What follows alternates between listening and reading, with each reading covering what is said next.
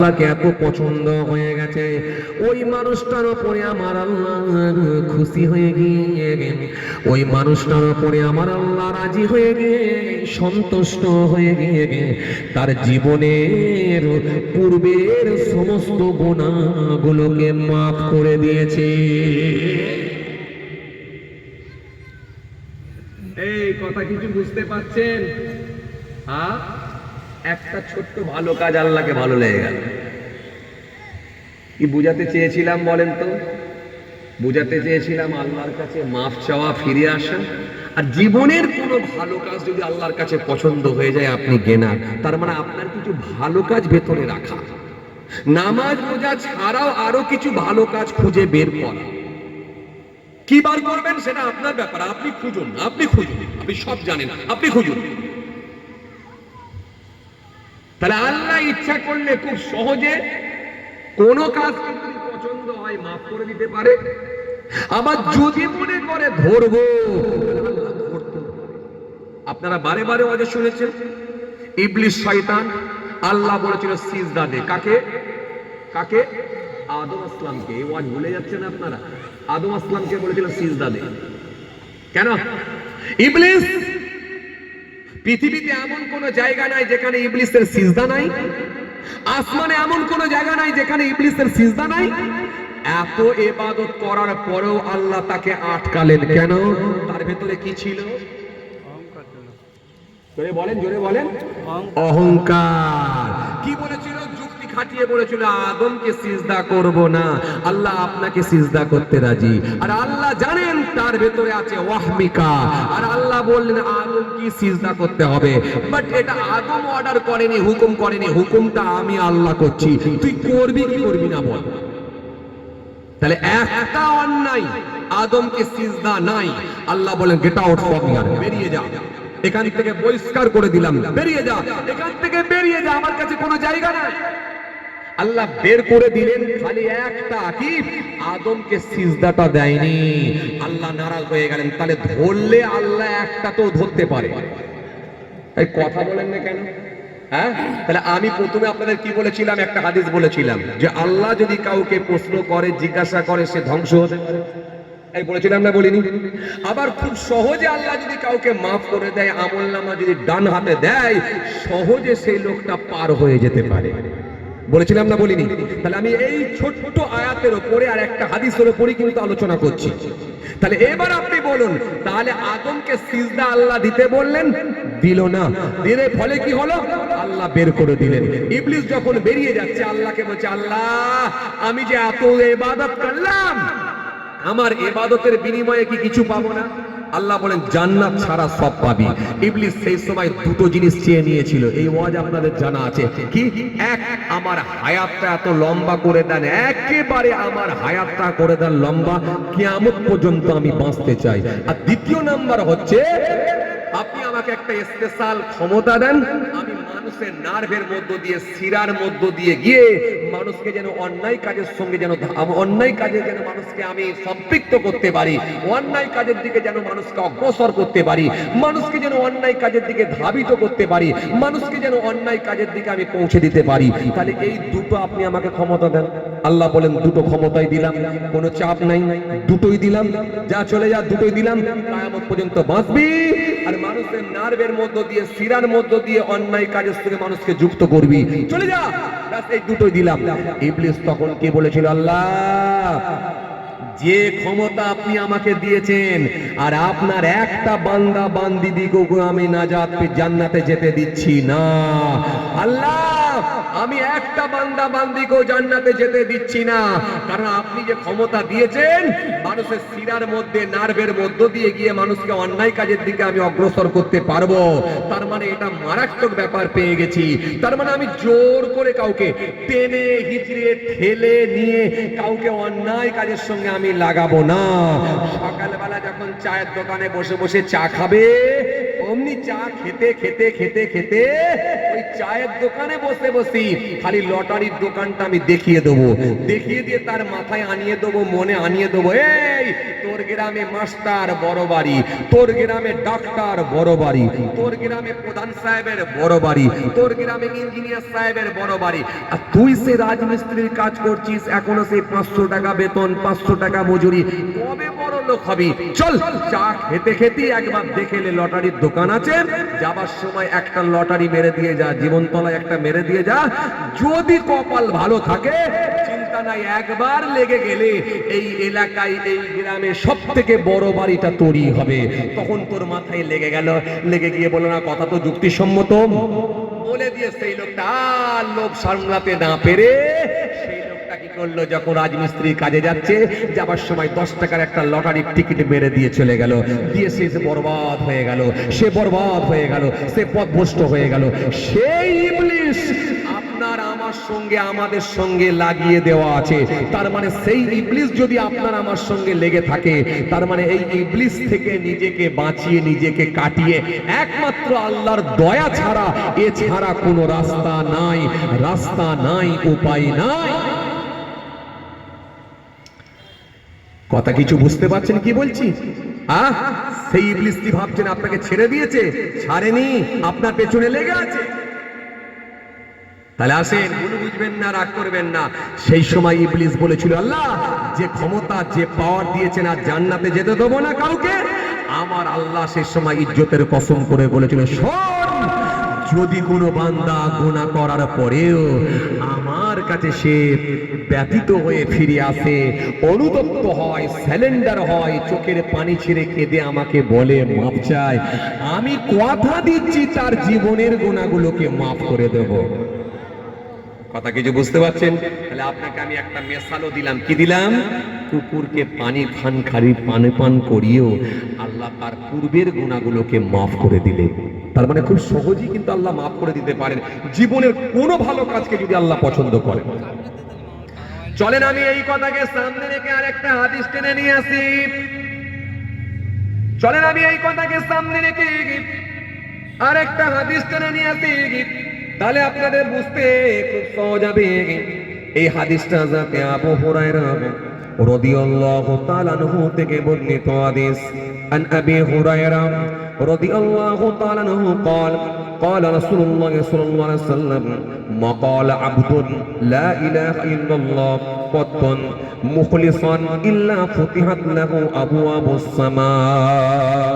আমার রাসূলুল্লাহ সুন্দর করে জানেন, যদি কোনো ব্যক্তি এতটুকু পড়েন, যদি কোনো ব্যক্তি এতটুকু তেলাওয়াত করে, এতটুকু পড়েন, হযরত আবু হুরায়রা রাদিয়াল্লাহু তাআলা আনহু থেকে বর্ণিত হাদিস, আল্লাহ নবী সুন্দর করে বললেন, যে ব্যক্তি এতটুকু পড়বে, লা ইলাহা ইল্লাল্লাহ মুহাম্মাদুর রাসূলুল্লাহ সাল্লাল্লাহু আলাইহি ওয়াসাল্লাম, এই এতটুকু যদি সে পড়ে, আমার আল্লাহ খুশি হয়ে গিয়ে, রাজি হয়ে গিয়ে আসমানের দরজাগুলোকে আল্লাহ খুলে দেয়। তাহলে আপনি যখন কি বলেছিলাম, তাহলে আল্লাহ ধরতেও পারে, মাফ করতেও পারে।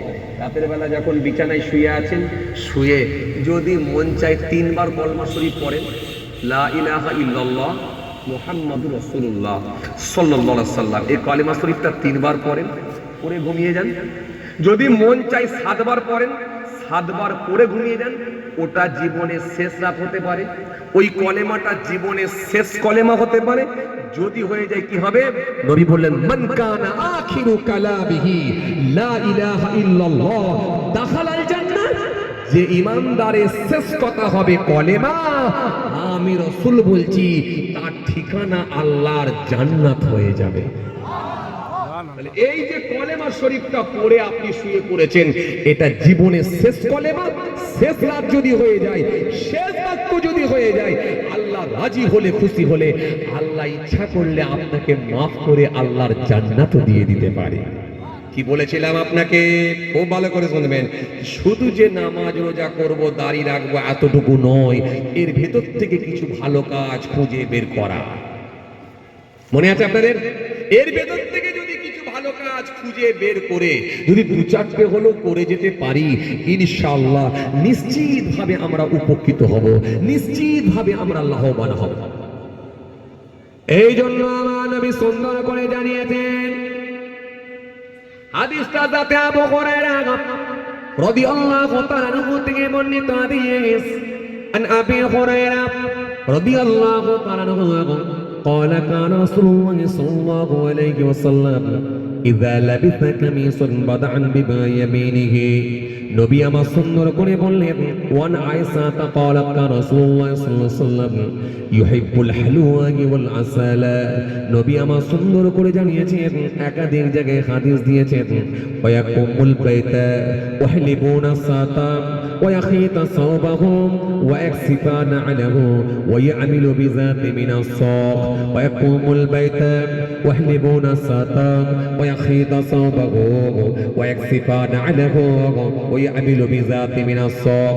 নবী আমার একাধিক খালি হাদিস দিয়ে দিয়েছেন, যদি আপনি নবী থেকে ধার করে কালেকশন করে পৃথিবীর জমিনে যদি এক্সট্রা কিছু ভালো কাজ করে যেতে পারেন, হতে পারে আমার আল্লাহ জীবনের কোন ভালো কাজকে যদি পছন্দ করে, সেটাই আপনার আমার জন্য নাজাতের ওসিলা হয়ে যেতে পারে।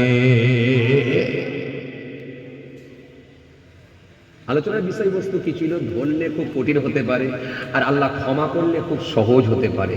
জীবনের কোনো ভালো কাজকে যদি আল্লাহ পছন্দ করে, আল্লাহ ইচ্ছা করলে সহজ করে দিতে পারে। এইটুকুই আপনাকে আমি বুঝাতে চাইছি। আসেন এইবারে তাহলে আপনাকে আমি দুটো দিলাম। আসেন, এই যে কালেমা শরীফ পড়লেন, এই যে কালেমা শরীফ কিতাবের মধ্যে এসেছে, লা ইলাহা ইল্লাল্লাহ মুহাম্মাদুর রাসূলুল্লাহ সাল্লাল্লাহু আলাইহি ওয়াসাল্লাম। লা ইলাহা ইল্লাল্লাহ, লা নেই, কি নেই? ইলাহা, কোন মাবুদ, কোন স্রষ্টা, কোন সৃষ্টিকর্তা নেই, কোন মাবুদ নেই, কোন স্রষ্টা নেই, কোন সৃষ্টিকর্তা, ইল্লাল্লাহ, কেবলমাত্র আল্লাহ ছাড়া। আল্লাহ ছাড়া কোন মাবুদ নাই, আল্লাহ ছাড়া কোন স্রষ্টা নাই, আল্লাহ ছাড়া কোন সৃষ্টিকর্তা নাই। পরে কি বলা হলো? মুহাম্মাদুর রাসূলুল্লাহ সাল্লাল্লাহু আলাইহি ওয়াসাল্লাম। মুহাম্মদ সাল্লাল্লাহু আলাইহি ওয়াসাল্লাম হলেন আল্লাহ নবী, আল্লাহ রাসূল, আল্লাহর প্রিয় দূত। এই যে কালেমা শরীফ পড়লেন, এই লা ইলাহা ইল্লাল্লাহ মুহাম্মাদুর রাসূলুল্লাহ সাল্লাল্লাহু আলাইহি ওয়াসাল্লাম, এই কালেমা শরীফের ভেতরে মোট 12টা অক্ষর আছে। কটা বললাম? 12টা। যদি কোনো ব্যক্তি শ্রদ্ধার সঙ্গে একবার কালেমা শরীফ পড়ে, আল্লাহ ইচ্ছা করলে তার 12 মাসের গুনাহগুলোকে মাফ করে দিতে পারে। যদি কোনো ব্যক্তি একবার খালি শ্রদ্ধার সঙ্গে কালেমা শরীফটা পড়ে, আমার আল্লাহ রাজি হলে, খুশি হলে, একবার কালেমা শরীফ পড়লে কিতাবের মধ্যে পাওয়া যায়, কিতাবের মধ্যে এসেছে, কিতাবের মধ্যে পাওয়া যায়, জি কিতাবের মধ্যে পাওয়া যায়, একবার খালি কালেমা শরীফ শ্রদ্ধার সঙ্গে যদি পড়ে, আমার আল্লাহ রাজি হলে, খুশি হলে, ওই একবার কালেমা পড়ার জন্য আমার আল্লাহ তার নেকির খাতায় 4000 নেকি আল্লাহ লিখে দিয়ে থাকে। শুধু তাই নয়, 4000 গুনাহকে আমার আল্লাহ মাইনাস করে দেয়, ক্ষমা করে দেয়, একবার খালি কালেমা শরীফ। কালেমার গুরুত্ব বুঝতে পারছেন? হ্যাঁ, মুসা কালিমুল্লাহ একবার আল্লাহকে বলে, আল্লাহ ও আমার মালিক, ও আমার ও আমার আল্লাহ, আপনি আমাকে নবী করেছেন, আপনি আমাকে রাসূল করেছেন, আপনি আমাকে কালিমুল্লাহ উপাধি দিয়েছেন।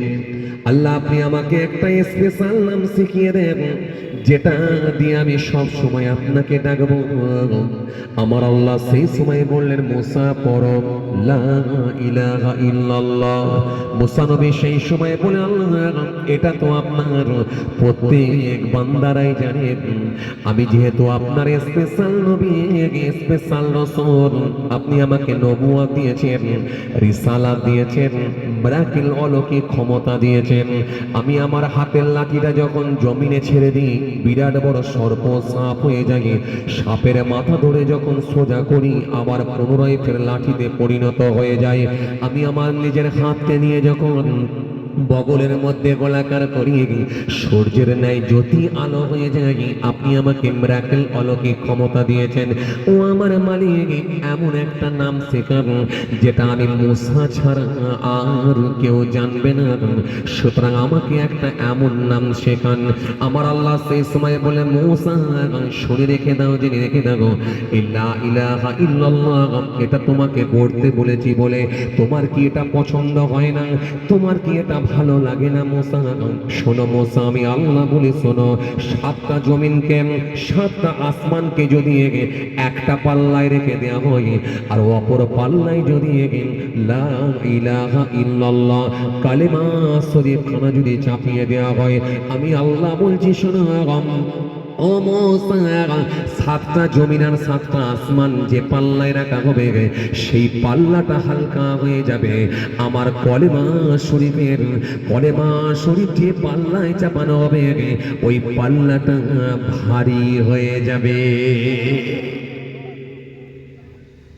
কথা কিছু বুঝতে পারছেন বাবাজি?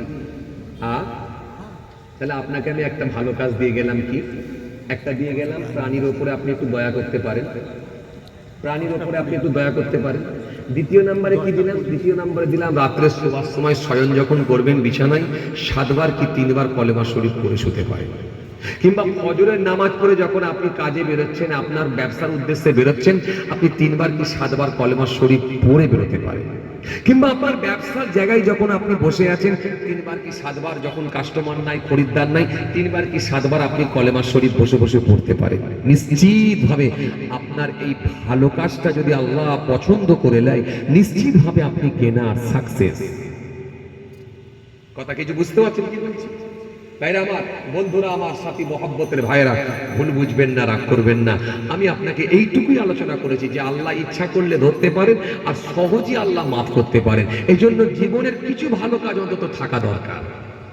নামাজ রোজা ছাড়াও আরো কিছু ভালো কাজ থাকা দরকার। আসেন, এই জন্য আপনাকে আমি ছোট ছোট করে 2-4টে খুঁজে খুঁজে বার করে দিচ্ছি। আপনি যদি একটু অন্তত এগুলোকে করতে পারেন, ইনশাআল্লাহ কাজ হতে পারে, কাজ হতে পারে। একটা মানুষকে আটকাতে পারে আল্লাহ, অনেক দিক দিয়ে আটকাতে পারে। তার নামাজ ছিল, রোজা ছিল, জিকির ছিল, তাসবিহ ছিল, কিন্তু তার ব্যবহারটা ভালো ছিল না। সে মার্জিত ভাষায় কথা বলতো না, সে উঁচু আওয়াজে কথা বলতো, কর্কশ ভাষায় কথা বলতো। এই যে কর্কশ ভাষায় কথা বলতো, উঁচু আওয়াজে কথা বলতো, এটা আল্লাহর কাছে অপছন্দ হয়ে যেতে পারে। বুখারী শরীফের মধ্যে এসেছে আল্লাহ রাসূল সাল্লাল্লাহু আলাইহি ওয়াসাল্লামের কাছে 3টে লাশ নিয়ে আসা হলো। 3টে লাশ, 3টে লাশ নিয়ে আসার পরে আল্লাহ রাসূল সাল্লাল্লাহু আলাইহি ওয়াসাল্লাম দাঁড়িয়ে আছেন। সাহাবীরা একটা লাশের দিকে ইন্ডিকেট করলেন, আঙ্গুলে ইশারা দিলেন, আঙ্গুলে ইশারা দিয়ে বললেন, আয় আমার সাহাবীরা একটা লাশের দিকে আঙ্গুলে ইশারা দিলেন, ইন্ডিকেট করলেন, করে বলে, ইয়া রাসূলুল্লাহ, ইয়া হাবিবাল্লাহ, হুজুর এই 3 জনাই নামাজি, 3 জনাই রোজাদার, 3 জনাই ধার্মিক, 3 জনাই ভালো মানুষ, কিন্তু এর ভেতরে একটা লোক হুজুর যার দিকে আগুলে ইশারা করছি হুজুর, এই মানুষটার ব্যবহারটা এত মিষ্টি ছিল হুজুর, এত মার্জিত ভাষায় কথা বলতো, এত হাসি মুখে কথা বলতো, এত ছোট ছোট করে কথা বলতো, এত নরম সুরে কথা বলতো, মানুষের হৃদয় একেবারে তার মানুষের হৃদয়টা একেবারে মুগ্ধ করে দিত। ও আল্লাহ নবী, আপোষের মধ্যে যখন গোলমাল লেগে যেত, ঝগড়া লেগে যেত, আপোষের মধ্যে যখন মনোমালিন্য তৈরি হতো, এই লোকটা ওর ভেতরে গিয়ে 2 পক্ষকে এত সুন্দর করে বুঝিয়ে দিত, 2 পক্ষের মুখে হাসি ফুটিয়ে দিয়ে বাড়ি পাঠিয়ে দিত। ও আল্লাহ নবী, এই লোকটা চলে যাওয়ার কারণে আমাদের অত্যন্ত ক্ষতি হলো, অত্যন্ত ক্ষতি হলো, অত্যন্ত ক্ষতি হলো, অতুলনীয় ক্ষতি হয়ে গেল। ও আল্লাহ নবী, এই লোকটা চলে যাওয়ার কারণে আমাদের খুব মনটা খারাপ হয়ে গেল। কথা শুনছেন কি বলছি? শুনছেন? 3টে লাশের ভেতরে কিন্তু একটা লাশ দেখাচ্ছে সাহাবীরা, সবাই ভালো, কিন্তু তার ভেতরে এই লোকটার একটা স্পেশাল গুণ ছিল, খুব ভালো করে বুঝবেন। সাহাবীরা যখন এই কথা বলতে লেগেছে, ও আল্লাহ নবী বিয়াদবি নেবেন না, এই মানুষটা অত্যন্ত ভালো মানুষ ছিল, এই মানুষটার মিষ্টি ব্যবহার ছিল, মার্জিত ভাষায় কথা বলতো, হাসি মুখে কথা বলতো।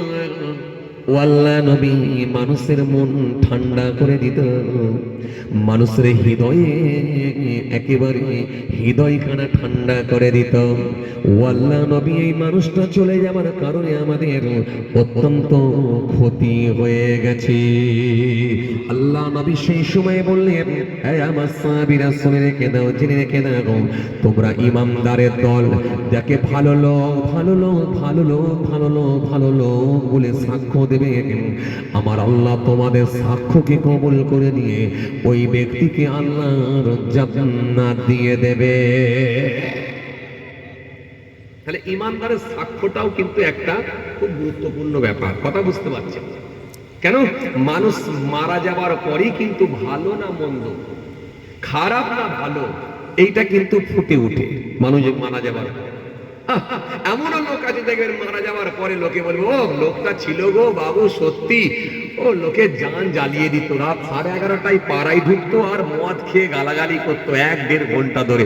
যাক বাবু লোকটা চলে গেছে, ঝামেলা মিটেছে বাবা, ঝামেলা মুক্ত হয়েছে।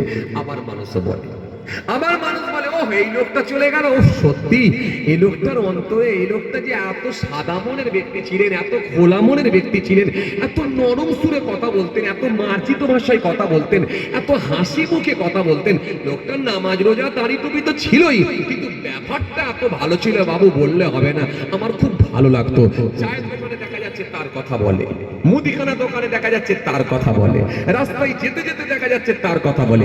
এই যে ইমানদারের দল বারে বারে যখন আপনার কথা বলবে, ভালো লোক ভালো লোক ভালো লোক, এই সাক্ষ্যটাও কিন্তু আল্লাহর কাছে গ্রান্টেড হবে, এই সাক্ষ্যটাও কিন্তু আল্লাহর কাছে কাজে লেগে যাবে। কথা কিছু বুঝতে পারছেন বাবাজি? আসেন, নবিয়ানা তরিকা, নবিয়ানা নকশা, নবিয়ানা নকশা, নসরুল্লাহর দেখানো নকশা। রাস্তা দিয়ে হাঁটবেন, তাও পথের হক আদায় করবেন। এক গিলাস পানি খাবেন, তাও নবিয়ানা তরিকায় খাবেন, নবিয়ানা পদ্ধতিতে খাবেন। খানা খাবেন, তাও নবিয়ানা পদ্ধতিতে, নবিয়ানা সিস্টেমে খাবেন। গায়ে জামা পরবেন, পরনে কাপড় পরবেন, তাও নবিয়ানা পদ্ধতি, নবিয়ানা সিস্টেমে পরুন। হ্যাঁ, আমার নবী শিখিয়ে দিয়েছেন। ও আনাবি হুরায়রা রাদিয়াল্লাহু তাআলা আনহু قال كان رسول الله صلى الله عليه وسلم اذا لبس قميصا بدأ بما يمينه। নবী যখন পোশাক পরিধান করতেন, আমার নবী যখন জামা কাপড় পরিধান করতেন, পরনের কাপড় যখন আমার নবী পরতেন, তো ডান দিক দিয়ে শুরু করতেন। আপনি কোট পরছেন, আপনি জামা পরছেন, আপনি কোট পরছেন, আপনি সুইটার পরছেন, আপনি জুব্বা পরছেন, একটা নিয়ত করলেন, আল্লাহ আমার নবী করতেন বলে তাই আমি ডান দিক দিয়ে পড়ছি। কেন? হাদিস হলো 3 প্রকার, হাদিস হলো 3 প্রকার, কওলি, ফিলি, তাকরিরি। রাসূলুল্লাহর কথাটাও হাদিস, নবীর কাজটাও হাদিস, নবী যেটাকে সমর্থন করেছেন সেটাও হাদিস।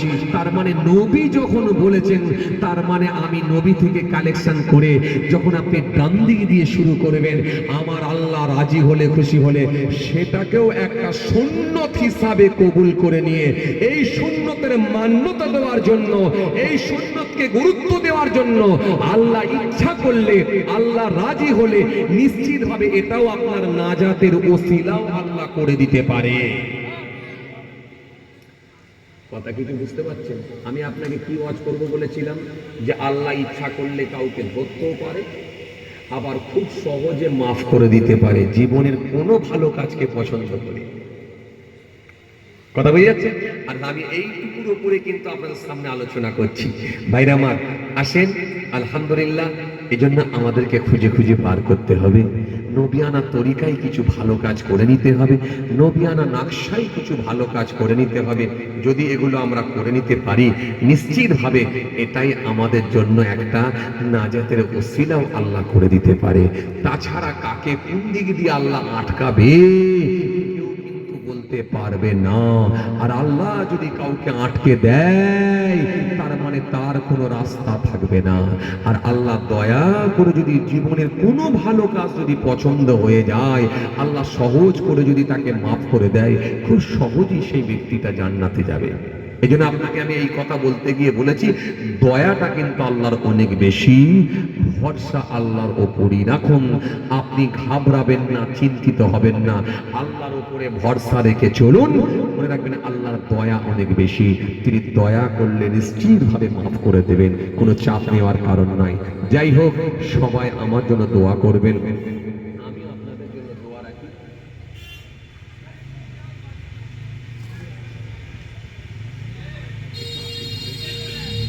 আমি যাব অনেক দূর, কথা বুঝতে পারছেন। আসেন একটু ছোট্ট করে দাঁড়িয়ে সালাম পাঠ করি। ইয়া নবী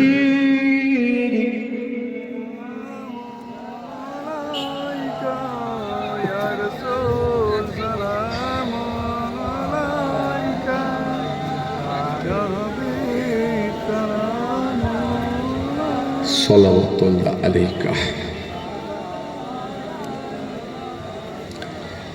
আজ ঈদে এ মুবারক,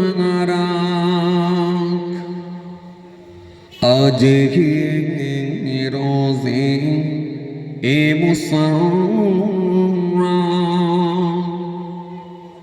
আজ ওয়াক্তে বিলাদত, আজ मिलाद हज़रात या नबी सलाम आरज़ या रसूल मोहब्बते पढ़े या हबीब सल्लल्लाहु अलैका। আমায় নবীর আব্বা জান আবদুল্লাহ,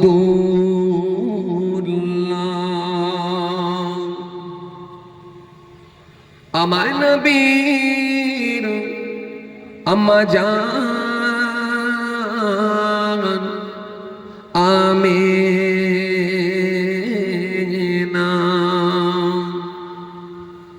আমায় নবীর দুধমা হালিমা, আমায় নবীর রওজা মদিনা, ইয়া নবী সালাম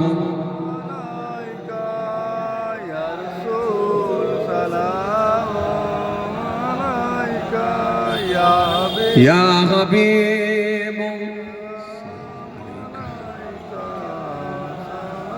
सल्लल्लाहु अलैका। मीम से मदीने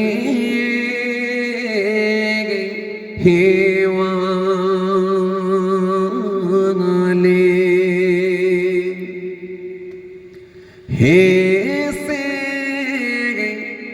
हसमी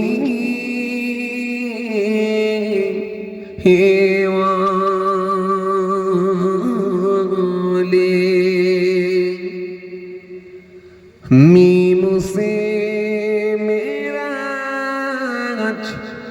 वाले, दाल से दीदार हुआ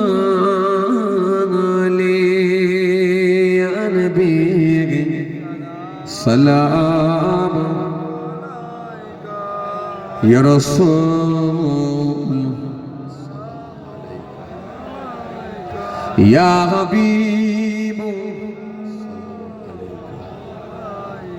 सल्लल्लाहु अलैका। আমায় নবীর আব্বা জান আবদুল্লাহ,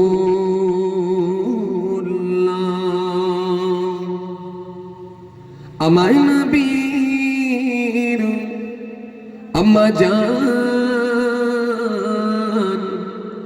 আমিনা,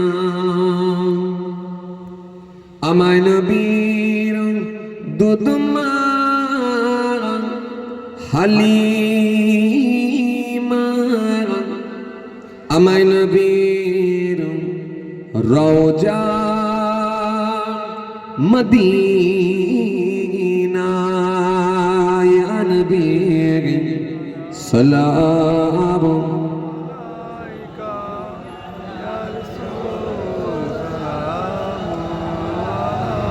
ইয়া হাবিব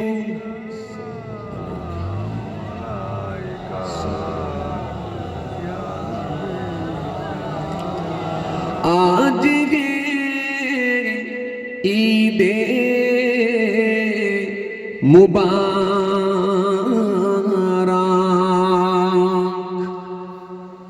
আজ গে রোজে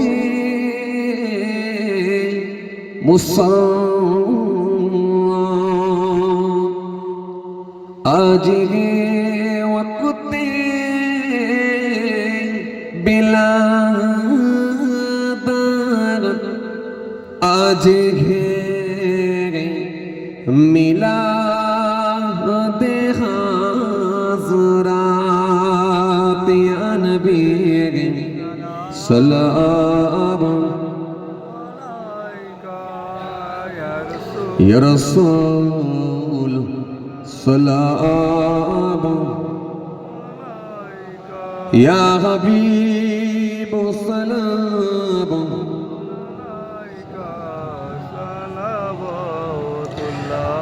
मीम से मदीने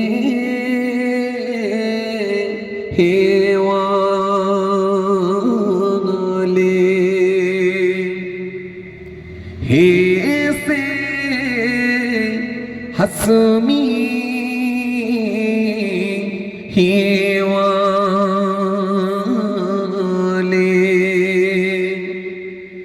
मीम से मेराज वाले, दाल से दीदार वाले, या नबी सलाम अलैका, आरो जोरे या रसूल सलाम या हबीब সালাওয়াতুল্লাহ আলাইকা। মাশাআল্লাহ, কিছু সময় আলোচনা করলাম পীরের আওলাদ হিসাবে। আপনারা কেউ রাগ করলেন নাকি আমার উপরে? যাক আলহামদুলিল্লাহ, কেউ রাগ করলেন? যাক আলহামদুলিল্লাহ। যাই হোক, কিছু সময় আলোচনা করলাম। গুনাহগার, আমার বলাকর ভেতরে কারোর মনে দুঃখ ব্যথা কষ্ট হলে আল্লাহ আস্তে মাফ করবেন। এখন আপনাদের সামনে আলোচনা করবেন আমাদেরই ভাগনা হচ্ছেন আলহামদুলিল্লাহ জনাব হযরত পীরজাদা আলহাজ মাওলানা আব্দুল্লাহ সিদ্দিকী আল কোরাইশি সাহেব আপনাদের সামনে আলোচনা করবেন।